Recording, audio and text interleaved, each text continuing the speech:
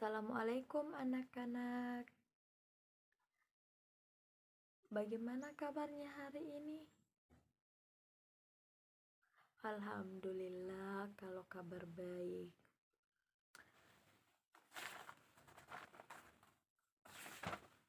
Ibu absen. Awi, Wawan, Mirna, Salsa,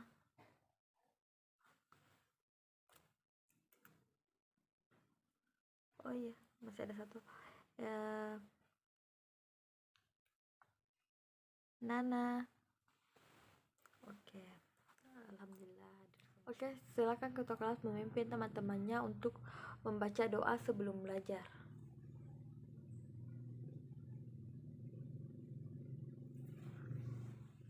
Oke, pertemuan kali ini kita mempelajari mata pembelajaran Sejarah Kebudayaan Islam atau SKI. Materinya yaitu mengetahui peristiwa Nabi Muhammad SAW hijrah ke Taif. Oke, tujuan pembelajaran pada hari ini yang pertama yaitu peserta didik mampu mengetahui keadaan masyarakat Taif. Yang kedua, peserta didik mampu mengetahui sebab-sebab Nabi Muhammad SAW hijrah ke Taif. Yang ketiga,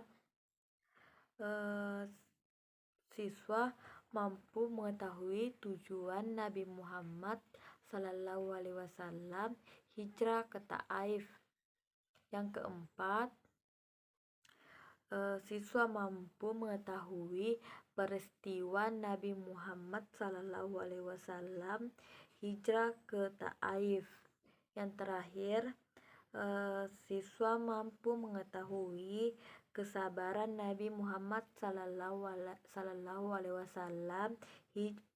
dalam peristiwa hijrah ke Taif.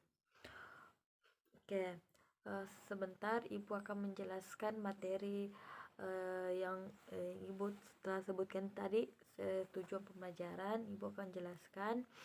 Jadi kalian memahami. Sebentar Ibu juga akan bagi kelompok dan memberikan kalian tugas. Oke. Yang pertama yaitu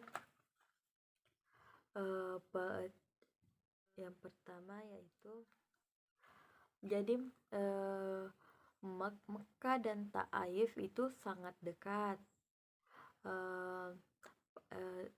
Sangat dekat dibandingkan dengan Mekah ke Madinah.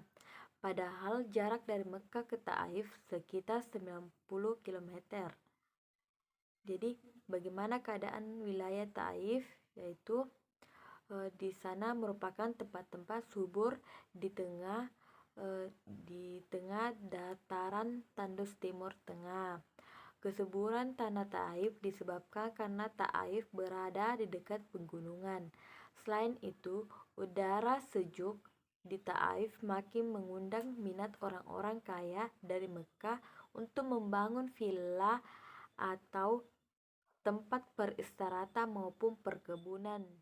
Oke, keadaan masyarakat di sana, mereka menolak secara mentah-mentah dan menjawab sangat kasar dengan Nabi Muhammad SAW.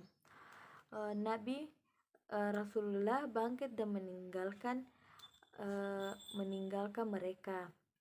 Nabi berharap agar berita kedatangannya tidak diketahui kaum Quraisy. tapi mereka menolak.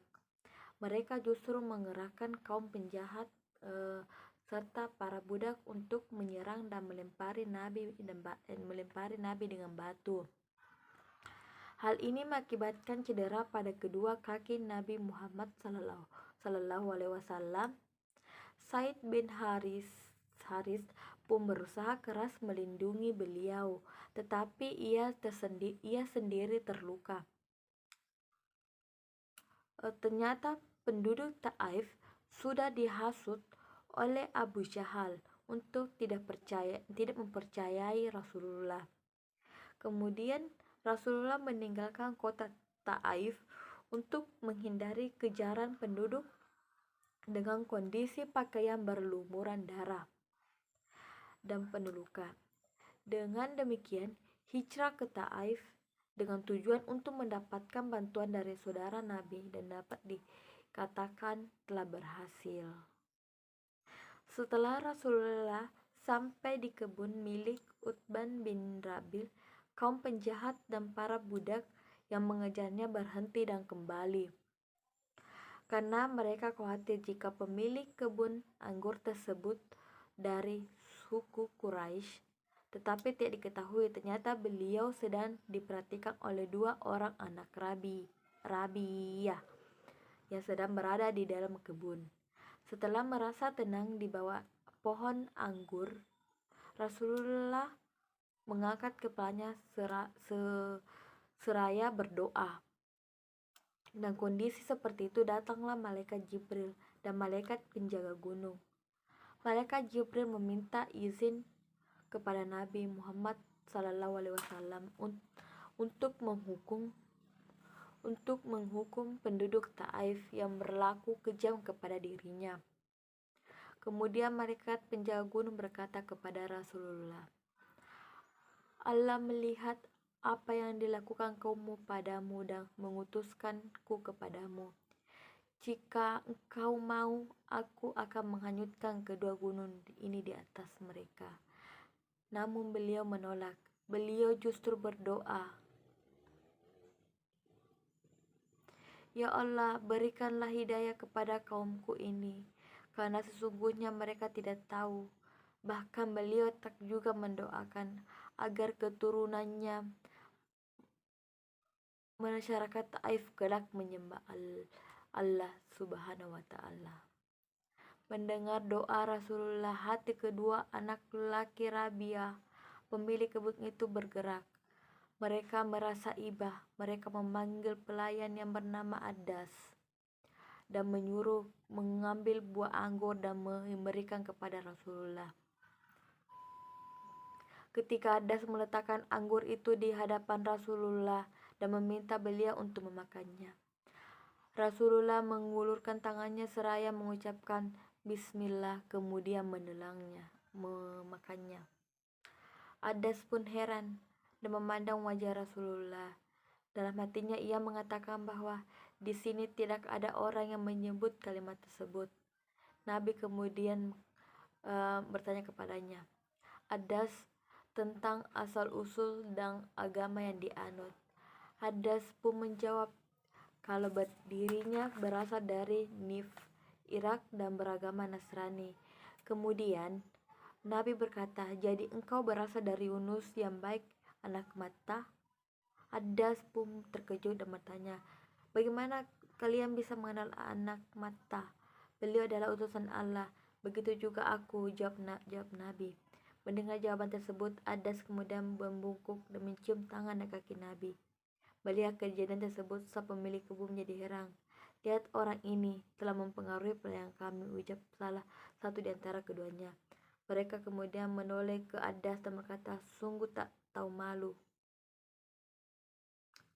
Adas pun menjawab, hadirkan itu.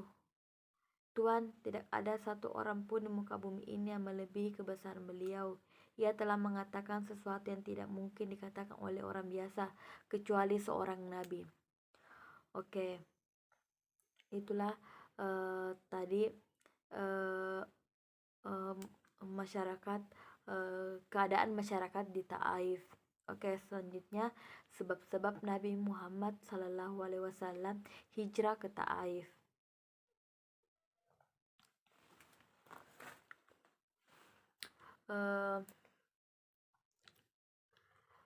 Sebab-sebabnya yaitu kaum kafir Quraisy tidak berhenti-hentinya menghalangi Nabi Muhammad SAW dan kaum muslimin untuk menyebar agama Islam di Makkah. Mereka tidak rela agama Islam menggantikan agama nenek moyangnya. Halangnya dan rintangan semakin menjadi-jadi dari kaum kafir Quraisy ketika istrinya Khadijah dan pamannya Abu Thalib meninggal dunia. Apakah kalian tahu apa peran istri dari Rasulullah dan pamannya dalam perkembangan dan dakwah Islam yang dilakukan Nabi Muhammad SAW? Ada yang tahu?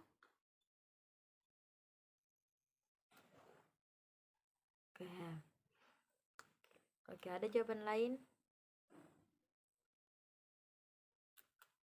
Oke. Selanjutnya, Khadijah selalu mendampingi perjuangan Nabi Muhammad SAW, baik suka maupun duka. Tidak sedikit harta benda yang dihabiskan selama mendampingi Rasulullah. Dalam berdakwah, Khadijah wafat dalam usia 65 tahun dan mendampingi Nabi Muhammad SAW selama 25 tahun.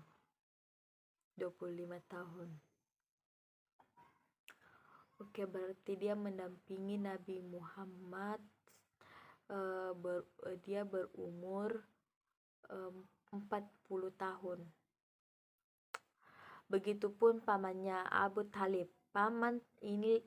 Pamannya inilah yang sangat berjasa baik di waktu beliau masih kecil maupun ketika beliau sudah dewasa. Abu Thalib selalu membela dan melindungi dari ancaman kaum kafir Quraisy. Begitu sedihnya Nabi Muhammad SAW ketika ditinggal wafat istri dan pamannya.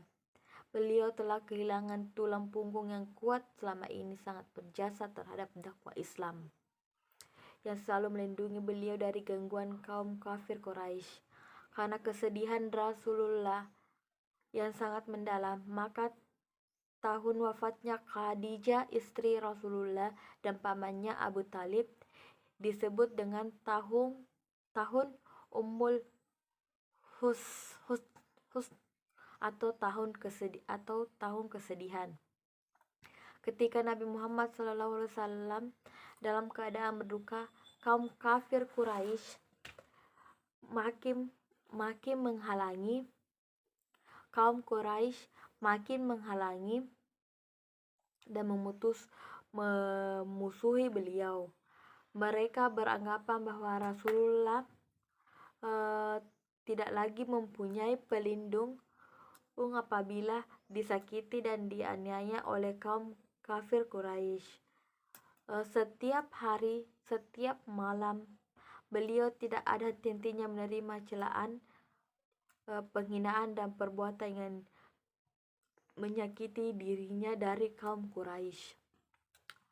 Akhir Nabi Muhammad SAW memutuskan hijrah ke Taif. Beliau berharap dapat hidup tenang dan damai untuk menyebarkan agama Islam. Hal ini berdasarkan pemikiran beliau bahwa di Taif ada saudara-saudara Rasulullah yang menjadi pimpinan di Taif yang nantinya akan melindunginya. Itulah tujuan pembelajaran kedua. Selanjutnya tujuan pembelajaran ketiga yaitu tujuan Nabi Muhammad SAW hijrah ke Taif. Tujuannya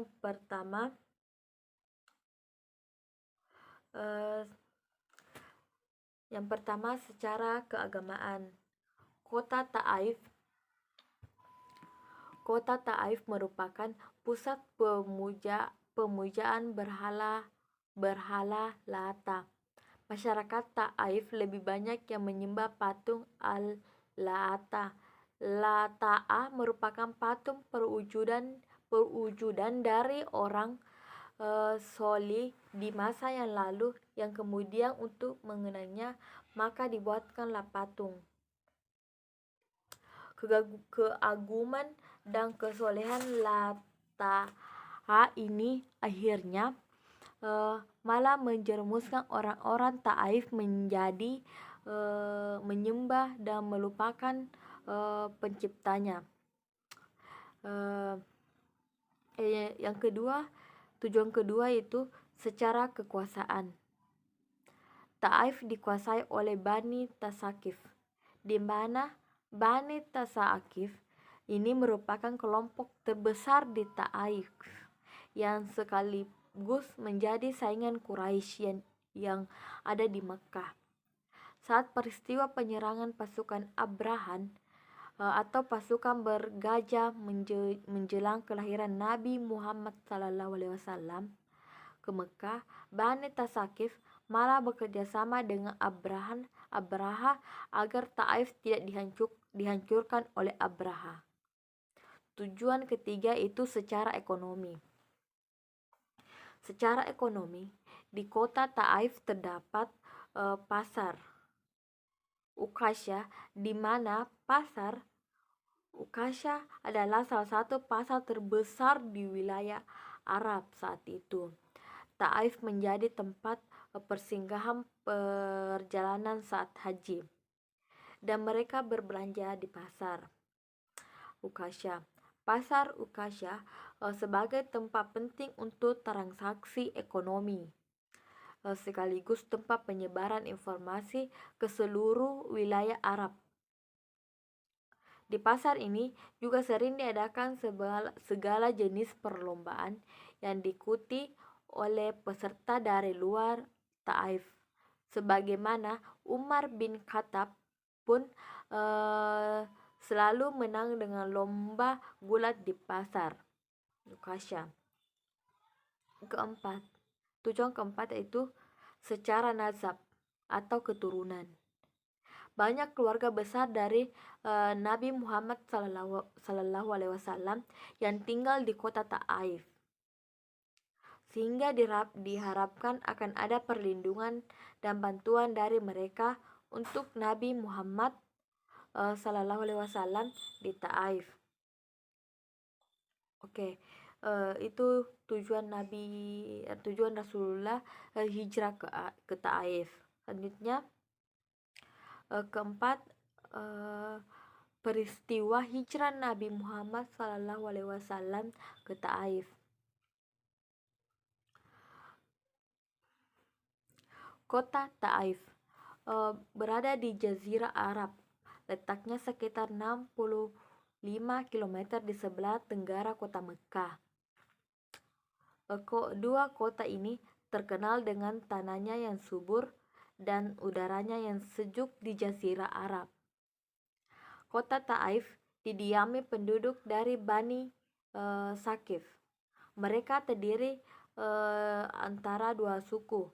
Yang pertama Bani Ahlaf dan Bani Malik. Jadi dua suku yang ada di Taif.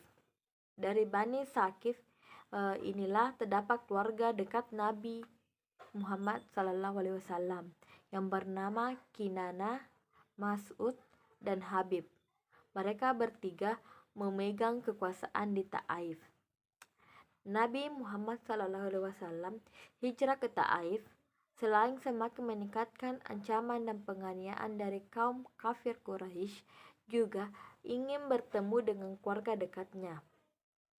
Ingin mereka bisa mengikuti dakwah dan ikut serta menggerakkan dakwah beliau di kota Taif. Dengan demikian, penduduk Taif akan segera mengikuti dakwah Nabi dan mereka dapat memberi bantuan kepada kaum muslim yang berada di kota Mekah. Berangkatlah Nabi Muhammad SAW ke Taif ditemani oleh Zaid bin Haris yang merupakan bekas budak Khadijah yang telah diangkat menjadi anak dengan berjalan kaki. Setiba Nabi Muhammad SAW di kota Taif, beliau mencari tempat kediaman saudaranya yang merupakan pemimpin Bani Tasakif di Taif. Setelah bertemu, Rasulullah menyampaikan maksud kedatangannya yang ingin menyambung tali persaudaraan. Beliau lalu mengajukan kepada saudaranya itu untuk memeluk agama Islam. Selanjutnya, mendengarkan ajaran Nabi, seketika itu mereka marah. Kemudian mencaci maki dengan perkataan-perkataan yang sangat kasar. Mereka mengusir Rasulullah dari rumah mereka dan harus pergi dari kota Taif. Rasulullah akhirnya meninggalkan rumah saudaranya. Mereka memerintahkan kepada anak-anak dan budak-budak mereka berteriak dan mencaci maki serta menghina Rasulullah dan Zaid dan bin Harits. Oke, materi terakhir itu ketabaan Nabi Muhammad SAW dalam peristiwa hijrah ke Taif.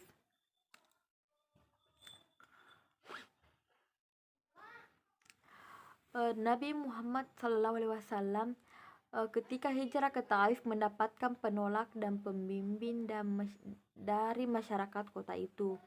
Mereka mengusir dan melempari batu sepanjang jalan yang dilewati beliau berdua. Meskipun Nabi Muhammad SAW dalam keadaan terluka, mereka tetap melakukan perbuatan yang kejam. Kedua kaki beliau luka dan mengeluarkan darah. Demikian juga Zaid bin Hafiz.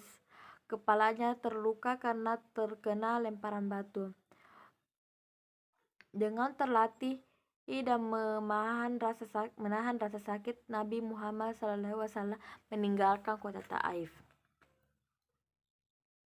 Dari jauh, Utban dan Syaib memperhatikan gerak-gerik Nabi Muhammad SAW dan Zaid bin Harits.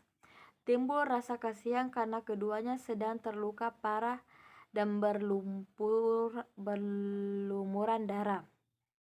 Mereka lalu menyuruh budaknya yang bernama Adas untuk memberikan sepiring anggur. Sebelum memakan, Nabi membaca Bismillah. Adas terkejut karena belum pernah mendengarkan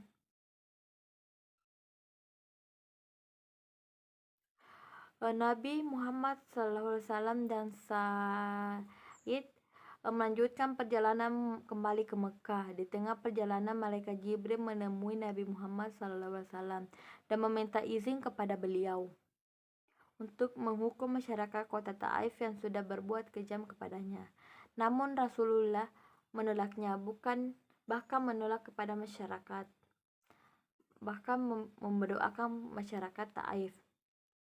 Ya Allah, Engkaulah tunjukkanlah jalan yang lurus kepada kaumku, karena sesungguhnya mereka tidak mengerti.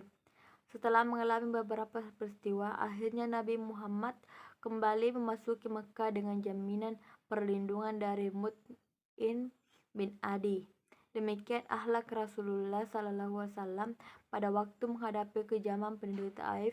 Beliau dengan tabah menghadapi kekejaman kaum kafir Quraisy dan berpenduduk Taif, walaupun beliau dalam keadaan sedih karena ditinggal orang yang dicintainya. Perlawanan kaum kafir Quraisy dan penduduk Taif tetapi Nabi Muhammad SAW tetap tabah, bahkan mendoakannya. Oke, selanjutnya tugas individunya. Silakan lihat di bukunya halaman 58 dan halaman 62. Di situ sudah ada soal yang mengatakan bahwa informasi apa yang kalian peroleh dari dua gambar tersebut. Ibu tadi sudah menjelaskan, ya, hijrah Nabi Muhammad SAW ke Taif. Yang kedua, tugasnya halaman 62, Kegiatan apa yang dilakukan oleh orang yang berada di gambar tersebut? Mengapa orang tersebut melakukan hal itu? Tuliskan pendapatmu di lembaran tersebut berikut. Oke, tugasnya. Tugas individu, tugas kelompoknya yaitu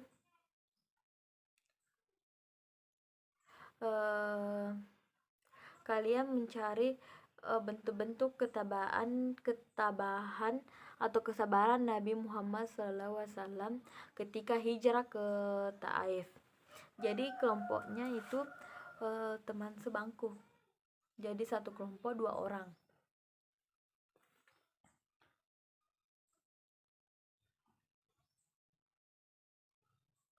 Oke, ada pertanyaan?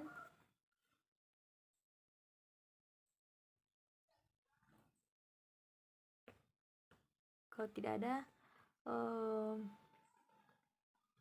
tugas kelompoknya diingat.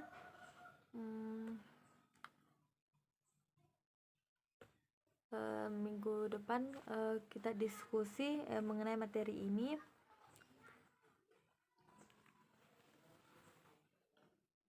Oke, kita ada yang bisa merangkum materi yang Ibu tadi bahas? Oke, silakan.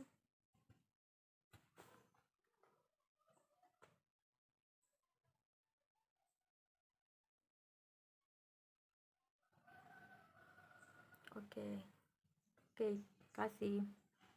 Oke, Ibu rangkum sedikit ya.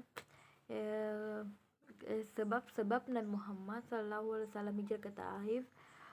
Setelah wakafnya Khadijah dan Abu Talib, tekanan kaum kafir Quraisy kepada Nabi Muhammad semakin gencar. Nabi akan mendapatkan perlindungan dari kerabatnya yang menjadi pimpinan Taif. Yang ketiga, memperluas dakwah Islam dari kota Mekah menuju kota Taif secara damai dan tenang.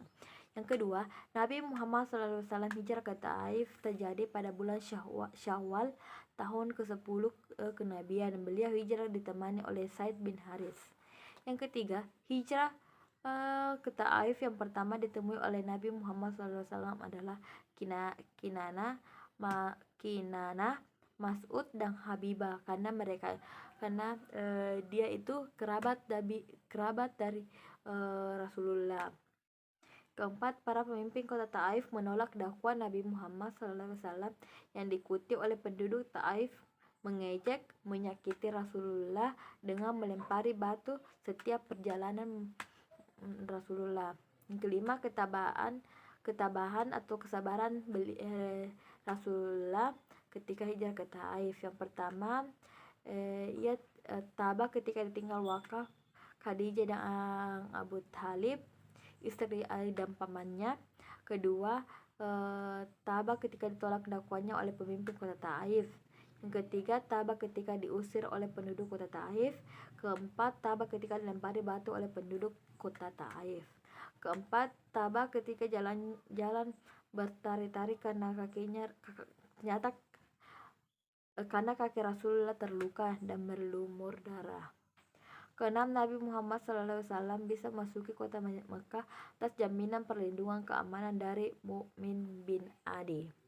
Oke, itulah materi dari Ibu. Tugas kelompoknya itu kalian tugas kelompok dan tugas individu ditulis tangan. Minggu depan dikumpul dan kita bahas sedikit. Setelah itu kita bahas sedikit, kita lanjut ke materi. Assalamualaikum warahmatullahi wabarakatuh. Oke, ketua kelas silakan memimpin teman-temannya untuk membaca doa sebelum pulang.